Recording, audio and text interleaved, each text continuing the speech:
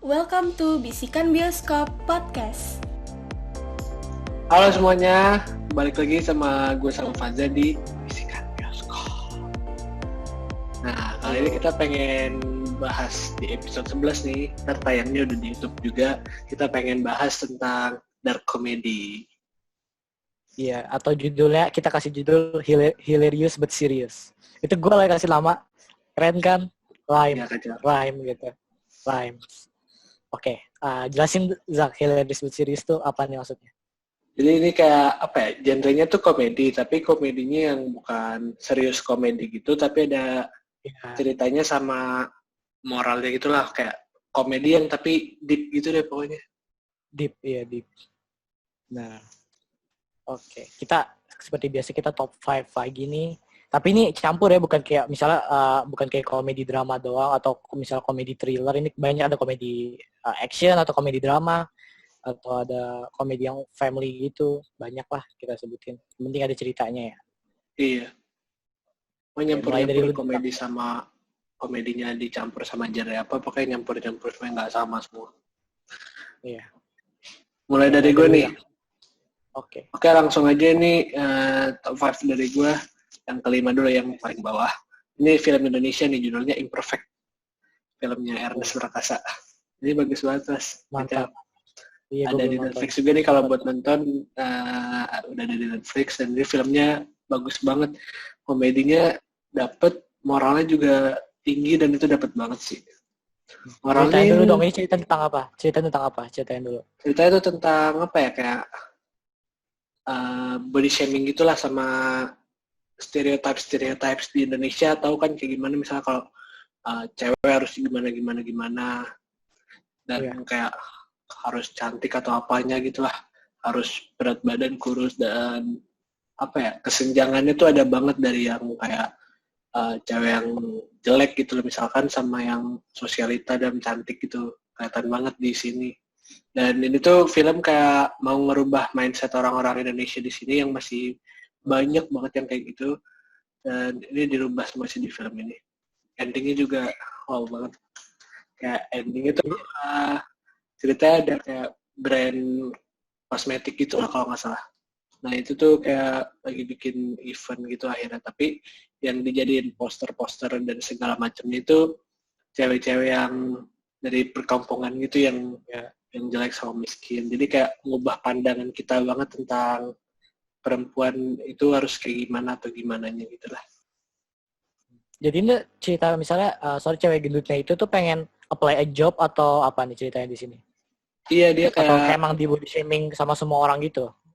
Iya, di body shaming mulai dari ibunya juga udah kayak ngebedain banget dari dia sama adiknya. Nah adiknya itu kayak ceritanya kurus sama cantik banget, beda jauh lah sama dia, kayak beda 180 derajat. Nah jadi sebenarnya nih pemeran utamanya tuh kayak berbakat gitu. Dia punya banyak talent, punya banyak ilmu, punya akhlaknya juga bagus lah, karakternya. Nah tapi saat itu tuh ceritanya komplikasi masalahnya gara-gara ada kayak peluang buat dia naik jabatan. Tapi sama si bosnya itu kayak belum boleh gitu, soalnya yang dilihat nggak cuma otak doang, tapi fisiknya juga harus bagus. Sedangkan fisik dia itu jelek banget, masih kayak gembrot dan membulat banget lah. Terus akhirnya dia nurunin berat badan sampai akhirnya dia bisa ngedapetin jabatan itu. Nah tapi semuanya berubah sejak dia badannya berubah juga. Gitu lah. Tapi ini tetap film komedi ya itunya di. Iya, komedi. Maksudnya kalau di title gitu komedi. Ini baru keluar nggak sih? Atau spot itu sih? Iya kalau nggak salah baru keluar. Bangga 2019 kalau nggak salah, apa 2020 awal-awal ya, lupa gue. Terus interesting fact-nya kali waktu itu gue dikasih tahu sama Tita, katanya pemeran utamanya siapa namanya, Jessica Mila ya kan? Iya, Jessica Mila. Katanya dia emang gendutin badan tuh di sini atau? Iya, dia gendutin badan sama nurunin badan juga buat film ini, kayak Christian Bale lah. Gila itu, iya kayak Christian Bale. Iya bagus banget sih itu. Gila. Kayak gue harus nonton sih ini, tapi belum ada waktu. Ini menurut gue jadi film wajib karena ngubah mindset banget sih. Gue big fan juga kok untuk Ernest, film-film Ernest gue suka. Iya, film Ernest komedinya bagus semua menurut gue. Iya. Oke. Lanjut ke gue nih berarti. Lanjut Pak, 10. Rating dulu. Rating kalau dari Oh gue iya, nih rating. film 8,5/10 lah. Ini aktornya juga Reza Rahadian lah. Udah tahu ini aktor papan atasnya Indonesia. Wah, gila sih. Aktor papan atas semua. Iya bagus. Ada Ernestnya gak di filmnya? Soalnya biasanya kalau di film Ernest ada Ernest. Ada pasti ya. Iya. Jadi temennya Iya. Reza Rahadian. Dia selalu jadi supporting karakter ya gue di filmnya dia sendiri biasanya ya. Iya nggak sih? Iya, supporting karakter Iya. gitu. Iya. Oke, sorry. Lanjut ke nomor 5 gue. Ini film baru keluar 2020, gue baru nonton juga. Judulnya The King of Staten Island. Oh, ini film baru keluar ya? Iya, ini film baru keluar. Ini sutradaranya Judd Apatow namanya. Dia sutradaranya Knocked Up. Terus kayak 40 Year Old Virgin juga dia sutradaranya. Jadi dia tuh emang khas sering kayak ngebuat film-film komedi gitulah. Nah, tapi ini kayak beda gitu sih film komedinya. Soalnya ini bukan tentang komedi doang, tentang drama. Karakter utamanya Pete Davidson namanya. Kalau bagi yang belum tahu, Pete Davidson tuh kayak komedian gitu. Dia bukan kayak aktor gitu, tapi di sini dia actingnya gila sih, kayak kerasa banget. Ini tuh jadi kayak disebutnya tuh semi autobiographical. Jadi ini tuh kayak kisah nyata tapi bukan. Jadi gimana ya jelasinnya? Pete Davidson tuh jadi ini sinopsisnya tuh tentang ada anak bukan anak, maksudnya orang umur 24 tahun gitu. Dia kayak makin narkoba terus lah tiap hari gitu sama teman-temannya.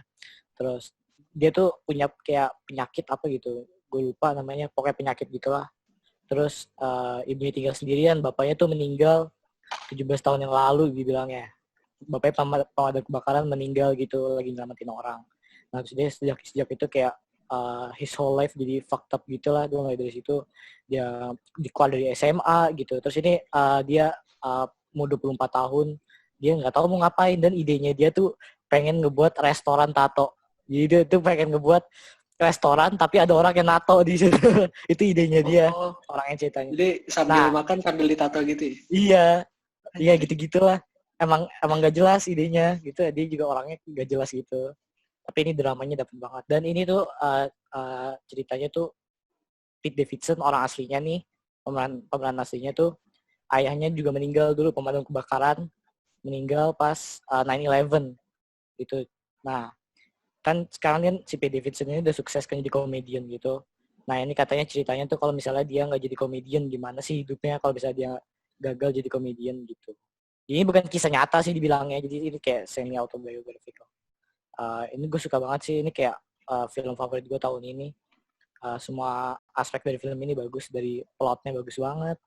Terus actingnya bagus-bagus banget, ada Pete Davidsonnya bagus banget gila di sini. Terus Marisa Tomei, terus ada anaknya Judd, iya jadi ibunya. Terus ada Judd anaknya Judd Apatow namanya, Maudy Apatow juga ada di sini. Terus karakter developmentnya bagus banget men di sini. Ini gue kebanyakan di list gue tuh nyari film yang kayak komedi tapi karakter developmentnya bagus aja sih gitu. Terus apa lagi ya? Kayak kalau misalnya kita nonton film ini tuh kayak kita kerasa banget kayak dan sutradara ini namanya kan Judd Apatow, kayak sutradara senior gitu ya. Tapi dia tuh bisa nggak kayak nge-relate pas ngebuat film ini tuh, dia kayak dapet kayak pesan generasi milenialnya gitu. Kan ini kan Pete Davidson kan anak milenial gitu ya, umur 24 tahun kan. Nah dia tuh kayak dapat banget pesannya dari skripnya gitu-gitu. Ini kayak real banget lah dari skripnya. Kalau pada nonton kerasa banget filmnya. Ini ceritanya tentang gitu aja sih. Dia nggak punya kerjaan gitu, nggak bisa kuliah. Pokoknya hidupnya fakta banget lah. Terus untuk negatifnya, gak tau sih, gue nggak bisa mikirin hal negatif dari film ini. Mungkin filmnya agak lama sih, 2 jam. Dia itu doang tapi nggak ada lagi negatifnya. Dan 2 jam itu nggak ngebosenin kok, gue jamin. Terus ini film kalau bisa dibilang ini kayak film indie deh, soalnya kayak orang jarang banget yang tahu gitu. Jarang banget yang tahu film ini. Baru tahu akhir-akhir ini kok. Sejak ya yang kan, lu ngebut itu. Iya, gue suka banget itu, gue jatuh cinta tuh gara-gara gue nonton trailer tuh, terus ada salah satu lagu favorit gue, Pursuit of Happiness-nya Kid Cudi, terus gue interesting banget nih dari trailer tuh, lu kalau mau nonton film nonton trailer dulu dah, itu lagunya enak, terus kocak banget gitu, gimana dia bapaknya meninggal terus dia ejek lah, tapi dia udah kebal gitu, udah bodo amat gitu, kayak teman-temannya ngejek bapaknya udah meninggal gitu lah. Terus sorry spoiler, kayak di ending tuh pas pas di ending tuh mulai lagu yang gue sebut barusan Pursuit of Happiness, terus pas di ending mulainya tuh gue merinding langsung. Kayak pas banget lah lagunya tuh. Ini lagu punya banyak makna, ini lagu udah lama sih tapi kayak ini punya banyak makna gitu. Terus pas hit di ending tuh kayak ini lagunya pas banget sama ceritanya. Dan lagunya enak-enak juga kok di sini soundtracknya. Dan super lucu filmnya. Super lucu tapi ya dark comedy banget. Terus untuk rating gue kasih film ini 8 deh dari 10. 8 atau enggak 8,5 ya, 8,5 dari 10. Oke, itu aja untuk The King of Staten Island. Nonton ya guys, ini yang nonton ini harus nonton The King of Staten Island langsung. Udah ada di mana-mana sih. Gue pasti nonton sih. Soalnya gue bingung juga waktu kemarin nonton di Netflix belum ada. Ada ya, di mana pas? Ya di online lah paling di internet itu. Tapi kalau misalnya mau tunggu di kayak streaming service tunggu aja nggak apa-apa. Oke. Lanjut ke Luzak nomor 4. Lanjut ke gue nomor 4, judul ada namanya film No Strings Attached. Jadi ini film komedi romance ya, ini banyak yang nonton sih sebenarnya. Ada di Netflix juga, kok gue nonton di Netflix. Jadi ya apa ya, sebenarnya awalnya nih kayak FWB-an aja gitu. Tapi ya akhirnya gitulah. Jadi sebenarnya ceritanya simpel sih, tapi gue suka aja, nggak tahu kenapa. Filmnya enjoyable banget. Dari komedi juga lucu. Terus endingnya bagus menurut gue. Kayak nyentuh hati banget. Soalnya ini film menurut gue relate sama gue juga sih. Walaupun ceritanya enggak, tapi sikapnya kayak relate. Lu FWB-an sama siapa lu? Tapi kayak relate aja lah gitu. Oke. Ini ada di Netflix ya, gue mesti nonton sih kayaknya. Ini yang main siapa? Sorry. Oh ya, ini yang main Natalie Portman. Anjir, salah satu aktris favorit gue, dia cantik banget. Oh iya. Gue juga. Nah. Lanjut aja nih yang bisa di-review dikit dari film ini karena ya emang enjoyable aja filmnya, tapi gue suka gitu. Oh. Oke. Untuk rating? Oh ya, rating ini menurut gue 8/10 ya, tapi lebih seru dari film yang tadi gue sebutin sebelumnya lah kalau menurut gue. Oh iya. Oke, lanjut nomor 4 gue nih berarti ya. Iya. Oh ini sorry disclaimer, gue ini bukan top 5 kayak komedi favorit kita sepanjang masa ya. Ini enggak. Gue bilang ini kayak komedi campuran gitu buat kita. Ini bukan kayak top 5 komedi sepanjang masa. Enggak. Ini kita recommendation film yang kayak serius tapi kayak ada lucu-lucuan aja buat kalian gitu. Yang kalian mesti nonton. Oke, nomor 4 gue ada, ini gue udah sebutin berapa kali di Bisikan Bioskop, judulnya Lady Bird. Gue tuh suka banget sama film ini, terus ya gue sebutin aja. Ini juga salah satu film favorit gue. Ini kocak banget tentang cewek. Gue gak perlu sebutin lah ya, lu pada tau lah Lady Bird. Gue kalau udah nonton episode sebelumnya, Lady Bird udah pada tahu tentang apa. Ini film memang bagus banget sih. Ini nge-relate banget walaupun dia anak kayak perempuan yang hidup di zaman tahun 2002 gitu, tetap nggak tahu kenapa ini bisa relate ke semua orang, ke cowok, cewek, seumuran kita gitu. Lu pada harus nonton deh, Lady Bird ada di Netflix. Itu nge-relate semua orang sih tentang, sebenarnya ceritanya tuh simple sih ya, kalau bisa dibilang simple, tapi kayak ada sesuatu dari cerita ini yang gue suka aja sih gitu.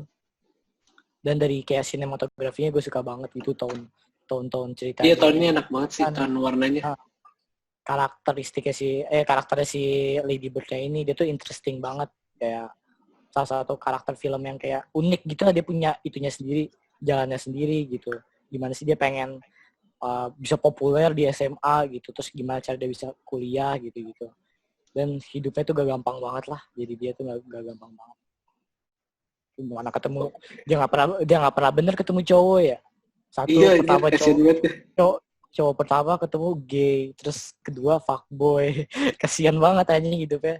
Terus dia sampai ditinggalin teman-temannya lah. Sebenarnya ini karakter utamanya agak-agak bajingan juga sih kalau bisa dibilang. Jadi kayak ninggalin temennya gitu, terus demi temen yang baru, demi populer. Ya gitulah.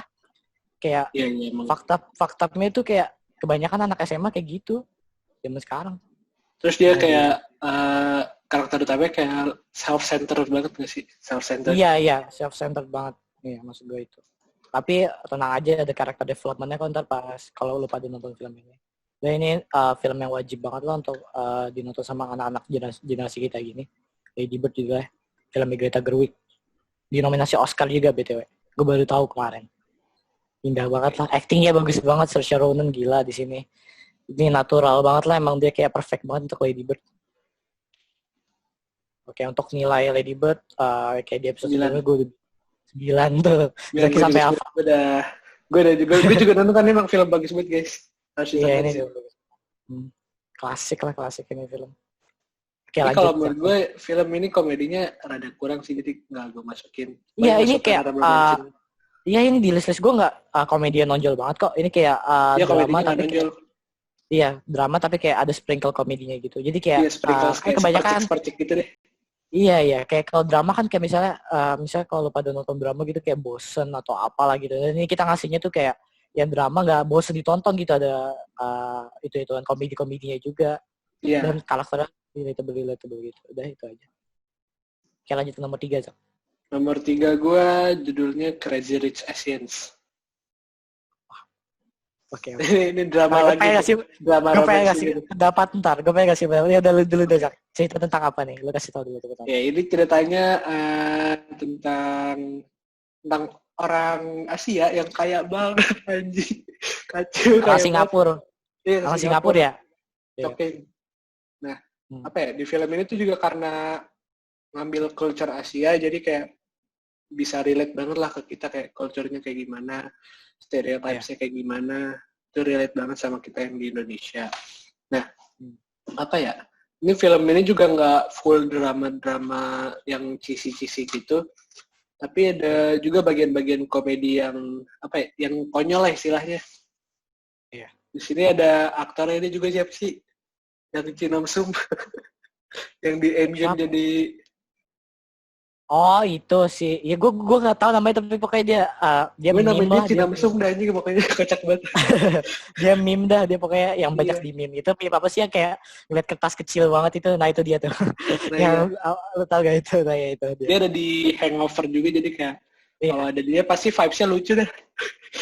Iya gue Emang jadi lucu kayak sih, tiap scene ada dia tuh lucu aja.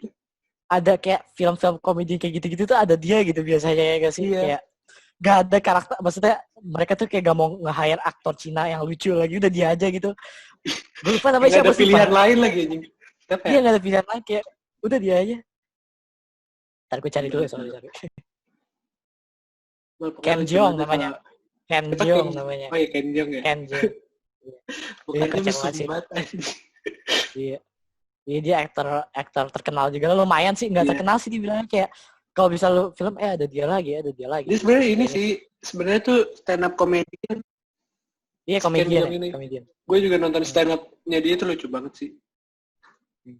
Ada juga komedian di film ini yang jadi itu siapa ya? Yang rambutnya panjang tuh, kacamata, yang kaya juga.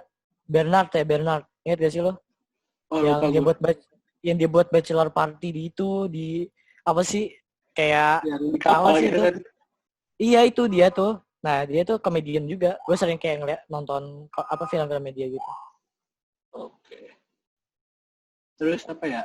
Selain story-nya, acting-nya juga lumayan sih, bagus-bagus aja, nggak jelek lah, walaupun bagi gue ada beberapa part yang terlalu cheesy buat gue gitu lah.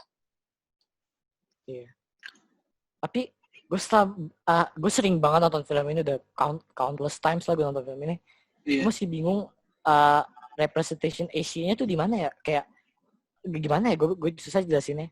Kayak gue ngerti ini film orang-orang Asia gitu, tapi kayak representation-nya tuh kayak misalnya culture Asia-nya tuh di mana? Nih kalau film Asia yang gue rekomendasi ini, maksudnya yang mirip-mirip kayak ini, judulnya The Farewell. Gue kemarin udah omongin juga. Kalau di The Farewell tuh diceritain banget gitu, kayak culture-nya gimana di Cina gitu. Tapi kalau di Crazy Rich Asian bagus filmnya, tapi kayak gue kurang itu aja sih, Asian culture-nya tuh gue nggak tahu di mana, letaknya di mana gitu. Tapi untuk film ini lucu kok. Tapi kalau menurut gue tuh culture Asia tuh ditekenin kayak dari alasan kenapa si keluarga keluarga cowoknya siapa namanya gue lupa. Keluarga Nick-nya itu. Kayaknya itulah. Iya, yang kayak nggak mau gitu anaknya berhubungan sama si ceweknya yang si Rachel itu, ya karena dia besarnya di Amerika dan Dan apa ya, pokoknya pendiriannya gitu udah beda deh. Udah Iya. keluarganya yang si Crazy Rich ini kayak udah kental banget sama megang tradisi yang Asia gitu. Kayak harus gimana-gimananya. Tapi ini opening scene-nya legendary banget sih, kayak yang di hotel itu. Soalnya yang di hotel yang pas ibunya ke hotel itu, terus dikira kayak Cina miskin gitu, ternyata dia Oh iya. tiba-tiba beli hotelnya aja. Itu sejak dari situ gue kayak oke, di film interesting banget, gue nonton sampai habis. Nggak, pas Lucu. itu juga tuh pas masuk pesawat, kok tiba-tiba naik first class. Oh iya, gue punya airline Oh, iya. anjing. Itu kaya banget. Iya. Itu kece banget sih ini, apa ini film, lu pada nonton aja Crazy Rich Asian. Ya, Oke, rating lu berapa? dari gue 8,5 lah. 8,5 juga. Oke. Oke, mantap. Lanjut ke nomor 3 gue. Nomor 3 nih yang gue sama Zaki sering ngomongin juga baru-baru ini, judulnya The Nice Guys. Ini film lucu banget. Oh iya, ini juga nomor 3 gue. Oh iya, kita bahas bareng aja. Kita bahas The Nice Guys sih, bagus banget sih. Iya, The Nice Guys tuh Nomor 3 ini tentang... berarti nomor 2 gue ya? Oke, lanjut aja sekalian biar barengan lah. Iya. Oke, jadi The Nice Guys ceritanya jadi misteri thriller komedi gitulah. Tentang ada opennya gitu, jadi kayak ada aktris porno meninggal gitu. Itu meninggalnya random banget, parah, tiba-tiba kayak nge-crash ke rumah orang, terus kayak mati, terus kayak dilihatin sama anak kecil gitu. Terus bugil lagi. Terus ternyata cut ke kedua pemeran utamanya ini, satu tuh detektif gitu, karakternya si Ryan Gosling, satu lagi tuh kayak apa ya disebut pekerjaannya ya, karakternya si Russell Crowe, kayak pemukul gitu gak sih? Jadi itu kayak pemukul pedofil gitulah. Kalau ada pedofil nih misalnya, maksudnya kalau ada cowok main sama cewek-cewek di bawah umur gitulah, hitman gitulah, tapi bukan hitman. Iya, tapi bukan hitman. Iya kayak hitman, tapi buat pedofil gitu. Jadi dia datang ke rumah pedofil, tiba-tiba main tonjok aja gitu. Kayak gitulah pekerjaan dia. Nah, terus mereka tuh kayak terlibat di kasus yang sama, ujung-ujungnya kasus kehilangannya sih, siapa namanya? Amelia. Iya, Amelia. Ini gue suka banget, gue udah nonton berapa kali tuh. Baru-baru ini gue sering banget nonton, ini kocak banget lah. Ryan Gosling di sini, aduh. Actingnya udah dia. Bagus banget Ryan Gosling. Ryan Gosling itu tiba-tiba aktor kayak lu, kalau misalnya nonton di TV ada dia nih, ada muka dia tuh, lu nonton aja deh. Biasanya bagus-bagus. Pasti filmnya bagus sih, actingnya juga kacau. Nggak tahu kenapa gitu, kalau Ryan Gosling, kalau gue nonton di TV gitu, wah ada Ryan Gosling nih, ya udah nonton aja dulu lah gitu. Itu dia bisa jadi karakter komedi, atau karakter bisa jadi psikopat juga, bisa jadi romantis juga di La La Land gitu. Jadi bisa dia apa aja lah. Dan di sini dia lucu banget beneran. Dan apa ya, karakternya Ryan Gosling di sini kayak 11-12 sama Deadpool gitu deh. 11-12 sama 11-12 sama karakternya yang biasa diperanin sama Ryan Reynolds. Gitu deh karakternya. Terus apa ya, komedinya enak gitu, kayak konyol tapi nggak konyol gitu buat mereka. Iya. Ini kayak masuk ke cerita gak sih, komedi itu gue suka banget nih, kayak kebanyakan di film-film gue sih gitu sih, kayak Nice Guys ini salah satu film underrated banget. Gue literally jarang banget lihat orang ngomongin tentang film ini, tentang The Nice Guys. Ini kocak banget. Untuk yang nonton di sini, ini paling wajib di list gue nonton The Nice Guys. Ini interesting banget, ini kocak banget. Dan buat film komedi kayak gini, menurut gue itu sinematografi sama tone warnanya itu enak banget buat dilihat fast. Tapi gue nggak tahu kenapa. Kayak comfort banget buat mata. Tone-nya tuh jadi ini ceritanya set in the 70s gitu, dan ini tuh dapat banget rasa 70s ya. Ini banyak scene kocak banget, dari scene ke scene tuh kocak-kocak banget. Actingnya bagus-bagus banget semua. Terus ini sutradaranya namanya Shane Black. Dia sutradaranya Kiss Kiss Bang Bang sama sutradaranya Iron Man 3. Iron Man 3. Nah, iya dia tuh sutradaranya. Tapi di sini beda banget sama Iron Man 3. Pokoknya beda banget lah. Ini jauh komedi. Tapi ada gue saking suka sama film ini, gue baca trivia gitu, ada scene yang bener-bener sama di Iron Man 3 sama ini. Jadi ada di film The Nice Guys scene si karakternya si Ryan Gosling kayak sama si karakter Russell Crowe itu, dia ke bar gitu, terus kayak bertanya-tanya gitu sama bartendernya, terus kayak he stop doing that, terus kayak kata bartender doing what, terus kayak palanya itu digituin ke meja gitu. Terus gitu. Nah di Iron Man 3 dia yang sama tuh, kayak pas Tony Stark sama Rhodey kayak ke Mandarin yang palsu, terus Iron Man-nya kayak ngomong he stop doing that, doing what, terus kayak digituin palanya ya sama. Oh iya, ingat. Ya itu iya. persis Itu banget persis kayak, ya, persis ya. itu emang Shane Black emang sengaja sih kayak itu masukin di cerita ini. Kayak buat Easter egg atau gimana gitu, apa bukan? Nggak tahu deh, tapi emang persis sama, tapi dua-duanya masuk aja gitu, kocak banget. Jadi ini bagus banget, The Nice Guys. Gue suka semua hal dari film ini. Dan gue nyesel banget kenapa gue baru tahu sekarang ya. Ini kalau ditonton di bioskop seru banget sih. Malam-malam gitu ya. Ini kocak banget. Ada nggak nih di bioskop? Apa nggak ada waktu itu? Ada sih Tahun dulu berapa kayaknya. sih? 2017 ya? Apa 2016? 2016 gue lupa. Oh iya.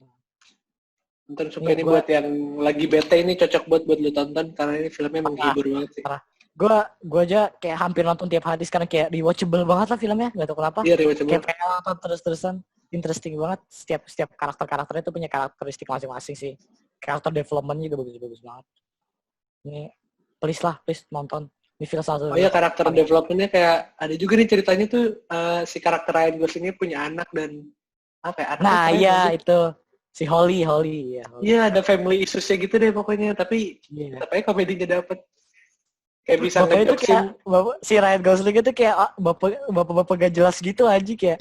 Sama anaknya tuh hubungannya tuh kayak tapi kayak gak jelas gitu, kayak ada scene si Ryan Goslingnya kayak nanya am I a bad person? Am I a bad gitu. person? Yes. Iya, terus kata anaknya langsung yes gitu, tapi kayak yes itu bukan kayak yes itu kayak gini kayak yes gitu. Kayak ya iyalah bego lu gak nyadar gitu sama ini gitu. Abis jawabnya sih kayak Ryan Gosling langsung I just drive anjing. Anaknya yang nyetir mobilnya cuy, bukan dianya. Anaknya yang nyetir mobilnya itu kocak. Gara-gara tangannya patah. Itu kocak banget lah. Kayak Russell Crowe sama Ryan Gosling di sini actingnya kayak chemistry mereka berdua tuh dapat banget. Ini lucu banget. Ini film komedi paling dapat lah di list gue. Please nonton guys. The Nice Guys. Ada di Catch Play kalau ada yang mau nonton. Ini cuma 15.000 kok guys, murah banget. Gue nonton di situ. Ya, itu kayak Joker gitu, kayak Warner Brothers-nya tuh pas di awal film Warner Bros jadul gitu. Itu tuh kayak Warner Brothers kalau buat film-film bertema zaman dulu tuh gitu. Ini bagus lah. Ini kayak vibes-nya tuh hampir sama kayak Once Upon a Time in Hollywood, tapi kayak lebih vibes-nya sama. Lebih berwarna, kayak tone-nya tuh lebih kayak berwarna gitu lah. Dan musik-musiknya enak aja, lebih musik-musiknya enak banget lah, hampir kebanyakan di film ini musiknya gue banyak kan tahu gitu. Iya, musiknya semua orang tahu sih, kayak Never Gonna Give You Up, apalagi bagus. Iya. September juga. Iya. Oh iya. Oke. Lanjut fast nomor dulu ini tadi. Ya? Iya, The Nice Guys. Oh iya. Sekali lagi tolong ya guys ditonton ini film. Ini film menghibur banget buat yang bete. Gue juga nonton pas bete, ini menghibur banget. Oke, nomor 2 gue. Nomor 2 gue ada filmnya Wes Anderson, judulnya The Grand Budapest Hotel. Ini film tahun 2014 apa. Gue nonton pas awal-awal ada di Fox Movies gitu, udah lama, tahun 2015 gitu. Ini lucu banget, ceritanya tentang pemilik hotel. Terus dia tuh suka kayak dibilangnya apa ya? Kayak bercumbu gitu, tapi sama cewek-cewek tua gitu lah dibilangnya, kayak wanita-wanita tua pengunjung hotelnya gitu. Nah, terus akhirnya wanita tuanya itu meninggal. Terus dia ke kayak apa sih, kayak pembagian warisan gitu. Terus diwarisinnya ke dia gitu. Kayak rumahnya itu diwarisinnya ke cowoknya ini, ke pemilik hotelnya ini. Terus jadi kayak ada konflik lah dari situ. Ini kocak banget sih. Ini film Wes Anderson terbagus kalau kata orang-orang. Kata gue juga sih kayak ini film Wes Anderson terbagus. Ini indah banget lah. Gak usah ditanya sih, film Wes Anderson indah semua. Tapi ini kayak trademark-nya dia bener-bener di sini tuh. Setiap lu nonton nih, lu screenshot bagian manapun dari film itu, kayak bisa lu jadiin wallpaper atau lu jadiin lukisan gitu. Bisa ya gue di film ini, di Grand Budapest Hotel. Itu gue suka banget. Berarti sebagus itu ya sinematografinya? Iya, mesti ditanya, ini bagus-bagus banget. Warna-warnanya, dari warna hotelnya tuh indah banget lah. Walaupun kayak ada bagiannya kayak kotor-kotor gitu, misalnya kayak yang bagian jelek, tapi tetap dibuat indah gitu. Ini wajib banget lah di Grand Budapest Hotel. Masih sering ada di HBO kok sekarang, kalau yang bagi nonton. Nggak tahu sih pas ini rilis, masih ada. Tapi ada di HBO Go. Kalau ada yang menonton di Grand Budapest Hotel. Lucu banget lah. Ini yang main namanya Ralph Fiennes gitu aja, apa namanya gue lupa. Ralph Fiennes, dia tuh jadi di Schindler's List, dia yang jadi Voldemort di Harry Potter, Dan di sini tuh dia itu aktor Voldemort siapa namanya? Ralph Fiennes itu. Iya, itu dia. Iya. Tapi dia actingnya bagus banget di sini. Dan semuanya juga ya. Dan Wes Anderson tuh tahu cara kayak ngebuat ensemble cast of kayak apa ya? Cast-castnya tuh kayak lu tahu tapi kayak underrated gitulah. Kayak ada Adrien Brody, ada Willem Dafoe, ada Saoirse Ronan juga di sini. Jadi ceweknya itu karyawannya dia. Ada Tony Revolori, dia tuh yang di Spider-Man Homecoming jadi Flash Thompson, ada di sini. Terus ada Bill Murray ada di setiap film Wes Anderson sih. Tapi di sini juga ada gitu. Bagus ini kocak banget lah. Dan kalau gue William Dafoe juga, Jeff Goldblum. Iya ada Jeff Goldblum ya. Ada Edward Norton anjir. Oh iya ada Edward Norton, anjing gue lupa. Iya ada dia bagus banget di sini. Pokoknya indah-indah banget lah actingnya tuh kayak mereka tuh kayak apa ya, komedinya tuh kayak di film ini tuh kayak komedi zaman-zaman dulu gitu, kayak Charlie Chaplin gitu lah. Kayak komedi Charlie Chaplin gitu. Dan di sini dapat banget sih. Bukan kayak cheesy komedi sih. Komedinya dapat banget. Dan gue suka banget sih ceritanya ini. Dan endingnya gitu. Indah banget lah pokoknya. Agak sedih sih sebenarnya, agak depressing endingnya tapi indah. Dan komedinya dapat. Ini wajib juga untuk semua orang The Grand Budapest Hotel. Tolong ditonton. Fix ini bakal gue tonton sih, karena gue juga emang tertarik banget lihat sinematografi dari foto-foto itu. Iya, nonton trailernya dulu deh, mending nonton trailernya dulu, kayak itu tuh udah indah banget lah. Bener-bener kayak gue bilang tadi, lu screenshot, mau lu jadiin wallpaper, mau jadiin lukisan di dinding juga bisa. Sekarang kita ke nomor 1 tuh honorable mention. Honorable mention dulu ya. Anjing honorable mention ada banyak banget ya gue. Banyak banget ya gue, tapi gue yang ada di otak gue aja deh. Oke, dari lu Zak. Lu dulu Fas, gue banyak banget bingung gue. Fuck, gue juga apa ya, gue gak tahu. Mungkin yang setipe sama ini sih, The Nice Guys, baik banget sih. Yang setipe tapi... Film-film Ryan Gosling yang ada komedinya tuh, honorable mention gue. Itu, film-film Ryan Gosling ada komedi itu, honorable mention gue. Dan gue nunggu banget, kapan ada The Hitman's Bodyguard itu bagus banget. Emang bakal ada Mas? Enggak, tapi gue pengen banget ada. Kalau bisa sih, kalau bisa tolong Warner Brothers tolong buat sampai ketiga lah gitu. Ini gue pengen ngeliat mereka Russell sama Ryan Gosling main berdua lagi gitu.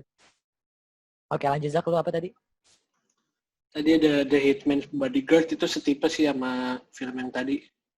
Beneran setipe soalnya awalnya tuh kayak dua karakter utamanya tuh berselisih dulu terus akhirnya jadi klop banget, jadi temen gitu deh.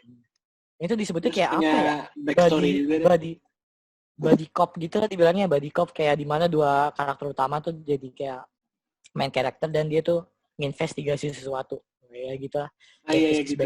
Gitu atau kayak Bad Boys juga kayak gitu. Tapi The Nice Guys gue suka banget. Beda lah. Ada lagi Zak? Apa ya? Ini ada gue mikir. Knocked Up. Filmnya Judd Apatow ya? Hah? Filmnya Judd Apatow. Maksudnya sutradaranya The King of Staten Island tadi yang gue bilang. Oh iya bener. Iya. Terus aktornya juga Seth Rogen, jadi ya biasa lah komedi Seth Rogen kayak gitulah. Iya. Untuk honorable mention gue, setiap film yang ada Seth Rogen ya gitu.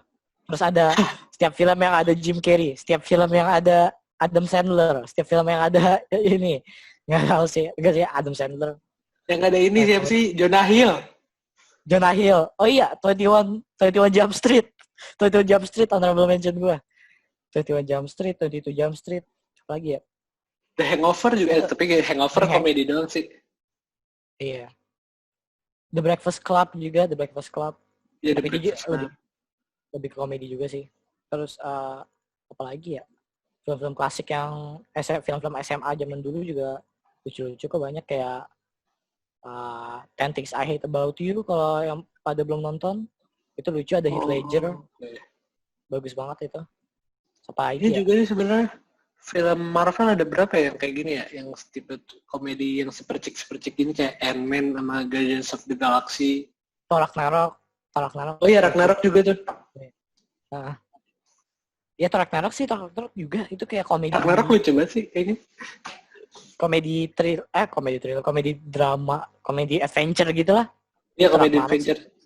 Ini gak harus nonton tiap film Marvel dulu kan untuk nonton Ragnarok. Ini kocak. Dan tone-nya tuh bagus banget sih sinematografinya. Beda dari film-film kayak Thor sebelumnya. Yang Oh iya, jauh. Berbeda banget sih Thor Ragnarok sama kedua Thor sebelumnya. Kayak upgrade-nya jauh. Iya, upgrade-nya jauh ya. Gue lebih suka ini Taika Waititi. Oh iya, Jojo Rabbit juga. Oh iya, Terus, Jojo Rabbit. Iya. Hampir banyak lah film 2019 yang kayak komedi kayak Knives Out, terus apa lagi ya?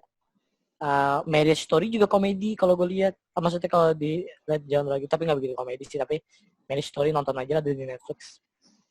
Kayak ini juga nih yang film Netflix original yang menurut gue lucu banget, judulnya Shaft. Itu filmnya Samuel Jackson, jadi ya udahlah kocak ala Samuel Jackson gitu deh. Pulp Fiction tuh termasuk komedi gak ya? Oh iya, sebenarnya masuk ya. Ada Kayak sedikit sih, tapi kalau misalnya gue lihat di genre gitu, misalnya di IMDb, tapi nggak ada komedinya. Tapi Once Upon ada a Time in Hollywood juga tuh sebenarnya. Iya, Once Upon a Time in Hollywood, ya itu film 2019 juga. Itu kocak juga sih. Ini kayak hampir kayak The Nice Guys, tapi ini ceritanya lebih apa ya? Lebih random lah. Once Upon a Time in Hollywood tuh random, tiba-tiba ada konflik di akhir gitu. Agak-agak aneh sih sebenarnya. Ya, tipe-tipe Tarantino gitu lah. Tapi gue suka sih. Nggak tahu apa Once Upon a Time in Hollywood tuh kayak film-film lu sambil nyantai aja nontonnya, kayak comfort movies gitu lah. Iya. Hampir-hampir di list gue comfort movie semua sih, tapi ini juga kayak bener-bener bagian banyak darahnya tuh di ending doang. Nggak banyak. Gue jadi pengen punya anjing gara-gara liat Brad Pitt anjir. Iya, ini kece banget ya pas di end battle itu. Tapi sadis banget anjing. Kacau banget. Dan ada karakter aktor yang di Once Upon a Time in Hollywood sama ada di The Nice Guys juga.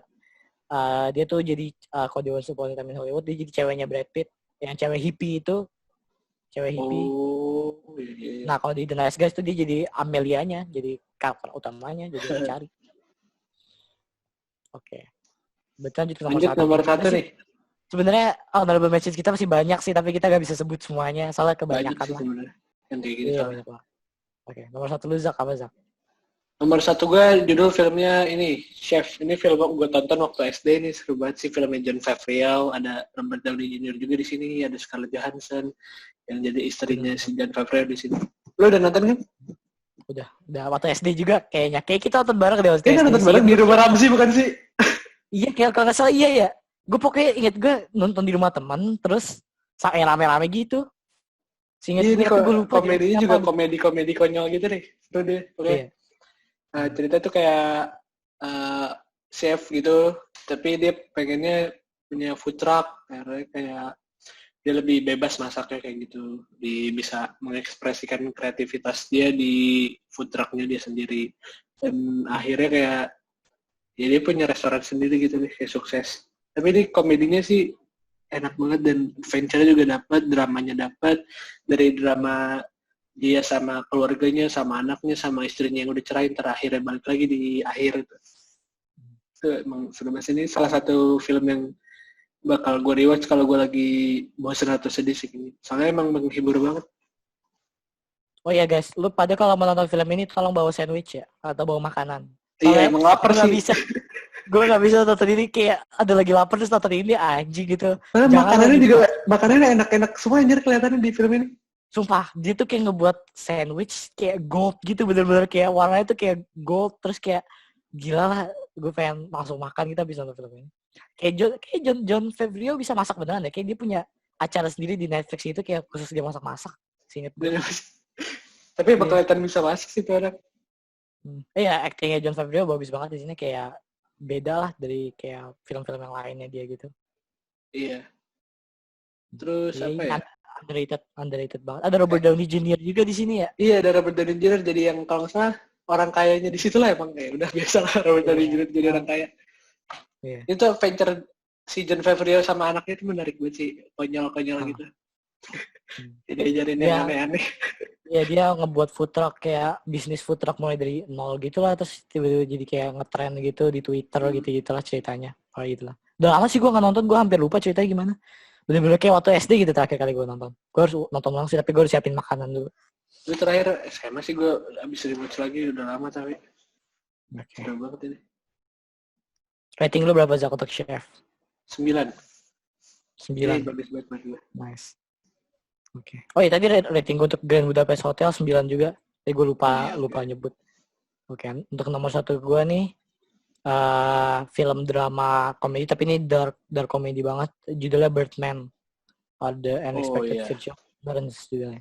Ini film pemenang Best Picture juga tahun 2015. Film kalau 2014. Gue nontonnya 2015 ini.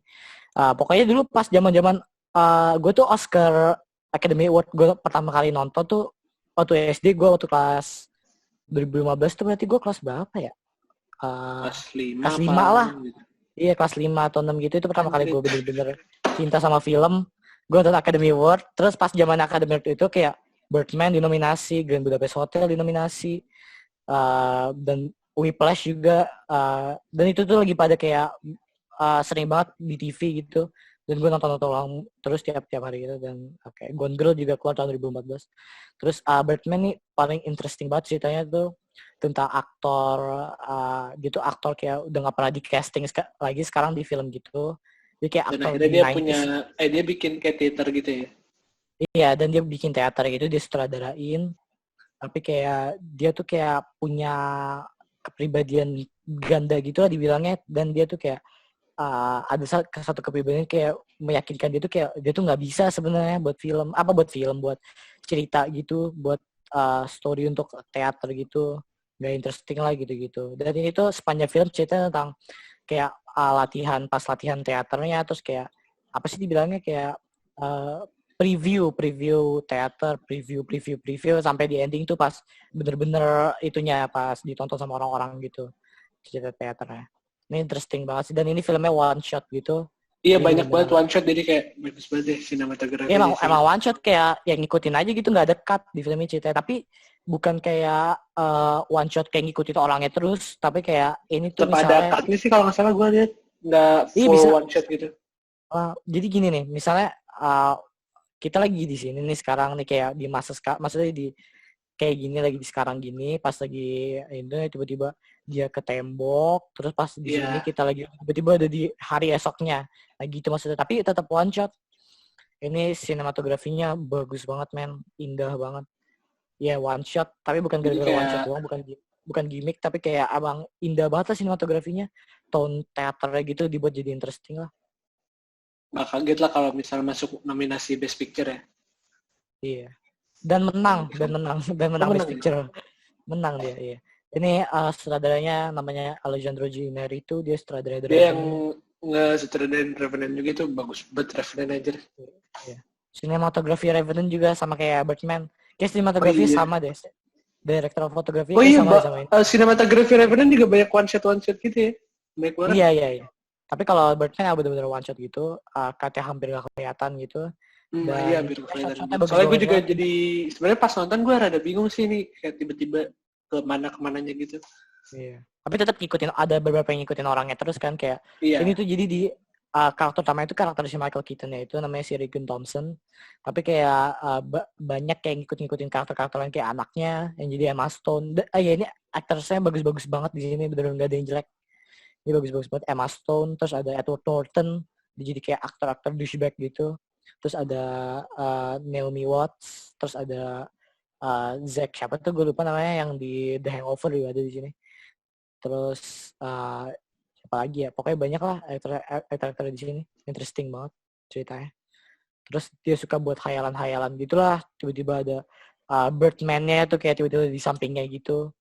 Dan suka ngayal-ngayal gitu. Tiba-tiba dia bisa kayak ngontrol barang gitu. Tiba-tiba barang kayak dipecahin gitu. Dan itu ternyata semua cuma khayalan gitu. Gitu. Terus gitu, endingnya bikin bingung ya.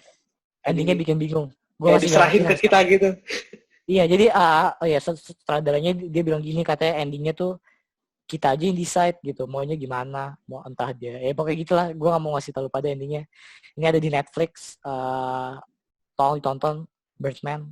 Ini pemenang Best Picture tahun 2015. Dan ini komedinya ada, tapi dark banget komedinya. Dark komedi gitu lah. Tapi ini lebih ke drama sih. Iya, lebih ke drama. Dan kenapa ya banyak orang kayak gak suka sama film ini, gue gak ngerti. Padahal gue suka banget loh sama film ini, kayak untuk ceritanya dapet banget lah, skripnya bagus banget, kayak oh ya skripnya gila sih di sini, apalagi pas bagian Edward Norton dan pas pokoknya ada scene di pas perkenalannya karakter Edward Norton sama si karakter Michael Keaton tuh, pas mereka baru kenalan terus tiba-tiba mereka kayak improvise Iya, gitu, mereka latihan gitu itu bagus banget. ya latihannya tuh kayak improvise, itu gila banget, skripnya parah anjing. Gue gila, Edward Norton tuh kayak aktor-aktor yang lu pasti pengen banget jadi kayak dia gitu, inspiring, apa aktor underrated juga lah Edward Norton. Nah, dipecat jadi Jarang gue liat di film. Iya, oh dia jadi Hulk ya, dia jadi Hulk. Iya. Ya dia ada di Grand Budapest Hotel sama di Birdman City. Pokoknya iya, Grand Budapest Hotel sama Birdman, dua film ini indah-indah banget lah sinematografinya. Dan apa ya, ada apa yang ngebuat kayak lucu di film Birdman tuh, kayak lucunya tuh kayak gak di itu loh, kayak gak di plan gitu, kayak lucunya tuh kayak misalnya ada scene dia tuh lagi ngerokok di luar, terus dia udah pengen perform nih si karakter utamanya si Regan, dia lagi ngerokok di luar, terus dia kayak kayak jubahnya tuh kejepit di pintu gitu, Oh iya. dan pintunya nggak bisa kebuka, terus dia kayak buka jubahnya, jubah mandi gitu, terus dia kayak bugil, terus dia jalan keliling kota New York, apa sih New York kan ya? Iya, keliling kota New York gitu. Enggak keliling bangunannya doang sebenarnya sih. Iya, keliling bangunannya, tapi kayak agak jauh sih kan, muter gitu ya, ke muter bangunannya. Iya. Dan dia tuh terkenal gitu kan, jadi dia kayak diminta, foto gitu, dan dia tuh udah pengen perform. Jadi gitu, abis itu dia improvise gitu. Tapi improvise malah jadi bagus banget anjir. Iya, dia tuh jadi harus kayak megang tembakan gitu, pas dia main teaternya. Jadi kayak improvise, dia pakai tangan gitu aja, kayak gitu, itu keren banget sih. Michael Keaton parah banget. Bagus sih. Ya, improvise-nya bagus banget. Oke, itu aja gue tentang Birdman. Gue untuk nilai film ini gue kasih 9,5 dari 10.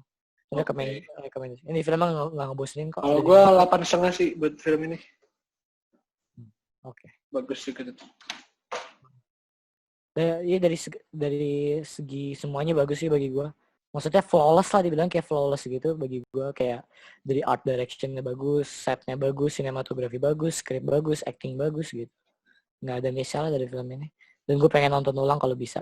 Tapi kayak kalau abis nonton film ini tuh gue kayak kepikiran gitu, anjing gak tau kenapa, kayak endingnya tuh bikin gue kepikiran malam-malam. Jadi kayak aneh aja sih gitu rasanya. Oke, itu aja jadi dari episode 11 tentang Hilarious but Serious. Iya. Tolong ya, ini benar-benar kali ini kayak episode favorit gue, kayak kali ini tuh benar-benar film yang kita sebut tuh harus ditonton. Karena ini tuh benar-benar film-film buat mood booster semua deh. Iya, mood booster banget. Iya. Ya kecuali Birdman ya, Birdman tuh endingnya bikin kayak tambah penasaran, kayak aduh kayak nggak kepikiran. Endingnya enggak, kalau Birdman bikin bingung guys. Bikin bingung ya gue. Kayak Inception gitu lah, kayak kayak Inception. Ke kita gitu aja, kesel banget gue. Nah ini terserah lu mau diapain dah tuh endingnya. Iya, lu terserah mau diapain endingnya. Beda lah gitu, beda dari film-film lainnya. Oke guys, jadi terima kasih nonton episode 11. Sorry, kali ini kita nggak ada guest, soalnya kita pengen mau masuk YouTube ya, mau masuk YouTube. Jadi kayak kita dari awal lagi. Iya, terus untuk episode 12 kita ada guest kan ya? Iya, kita ada guest. Dan kita bakal bahasnya film-film yang based story. Gue udah siap, please ya, gue udah siap. Gue juga siap banget ini mah. Oke. Udah itu aja dari kita. Thank you buat semuanya yang udah nonton sampai di segini, udah full. Jangan lupa ada nonton filmnya karena ini bakal naikin mood lo semua film-film yang kita sebutin hari ini. Apalagi The Nice Guys. Kacau. itu paling wajib di sini. Itu paling wajib. Harus nonton tuh pada. Oke. Sip. Itu aja. Bye guys.